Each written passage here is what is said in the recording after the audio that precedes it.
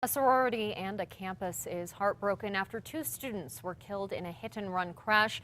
Now they're coming together to show their support.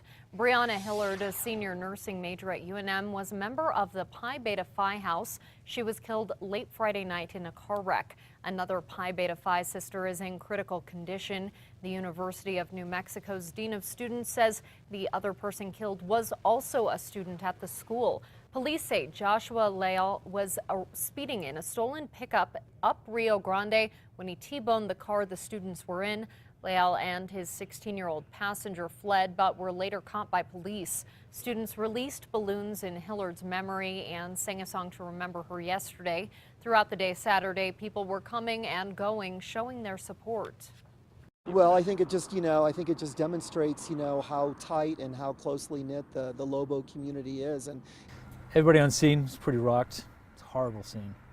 And our thoughts and prayers go out to their families and their friends. We have not learned the name of the other student killed in the crash or the names of the other two students still in the hospital. Leal, who is 21, is looking at a long list of charges, including vehicular homicide and child abuse. And another university campus is healing after a spree shooting last week. The shooter in that case, Myron May, had ties to New Mexico, even serving as a Doña Ana County prosecutor until recently. Last night, students at the school gathered as the Florida State Seminoles went up against Boston College. Before the kickoff, tribute was paid to the three victims when injured during the shooting last week. Two are still recovering in the hospital. May was shot and killed by police. FSU President John Thrasher gave words of encouragement to the Seminole community. FSU students say they won't let the shooting steal their joy. 318. That's how many cold cases one New Mexico police department has reopened just this year. Officers say the success of Katie's Law has a lot to do with it. News 13's Emily Younger has more.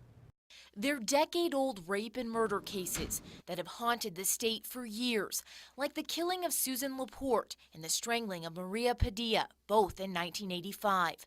But now the Santa Fe Police Department is reopening hundreds of those cold cases, 318 to be exact. We came across these in these old cases and we thought, well, maybe we should go get these checked. Lieutenant Andrea Dobbins says the PD has a freezer full of evidence. In July, police sent thousands of pieces of hair, blood, and clothing samples to the state crime lab to try and finally crack some of those cases. Just recently, they sent even more DNA samples. Our violent crimes unit took it upon themselves to start going through these old cases and just to see what we could come up with. Dobbins says the big push to solve the cold cases is the success of Katie's Law. The law requires DNA samples be taken from anyone arrested for a serious crime. Because we know, a lot of offenders commit more than one crime, so there's a good probability that we might be able to solve some of these old cases. The law's named after Katie Sepich, a former NMSU student who was raped and murdered in 2003. It's been 11 years since Katie was murdered, but it still hurts. Since 2011, Katie's Law has helped police connect nearly 500 people to crimes, like this guy, 51-year-old Gilbert Romero. Santa Fe police arrested him earlier this year for raping a teenage girl back in 1992. It's important because these victims deserve justice. And basically, this is showing criminals, you do the crime and it is going to catch up to you. Emily Younger, KRQE News 13. Santa Fe PD says a new technology called Touch DNA, which lets them test minuscule traces of DNA, is also helping them connect samples to criminals. Governor Susana Martinez announced this past week there's been an 88% increase in DNA matches since 2011 because of Katie's Law. After a bruising election that knocked them out of power, State House Democrats are changing leaders. Santa Fe attorney Brian Egolf will be the Dems' new minority leader. This is the first time Democrats have had to pick that role since the 1950s. Republicans won the State House earlier this month. They've already tapped Socorro jeweler Don Tripp to be the next speaker. A home that burned in a fire Friday started smoldering again yesterday. Yesterday morning, Albuquerque firefighters got a report of smoke at the home on 56th Street near Hanover Northwest. Firefighters found one of the window headers smoldering. That home caught fire Friday. 2 dogs died from smoke inhalation in the blaze. No one was in the home yesterday.